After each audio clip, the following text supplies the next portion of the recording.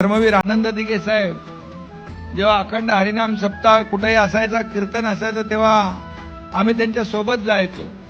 आणि स्वामीजी ते म्हणायचे की धकाधकीच्या आयुष्यात, या आताच्या सगळ्या युगामध्ये, कलियुगामध्ये, या अशा अखंड हरिनाम सप्ताह असेल, कीर्तन असेल, पांडुरंगाचं नामस्मरण करायला हे सगळे लोक येतात, त्यांच्या आयुष्याला एक चांगली दिशा मिळते.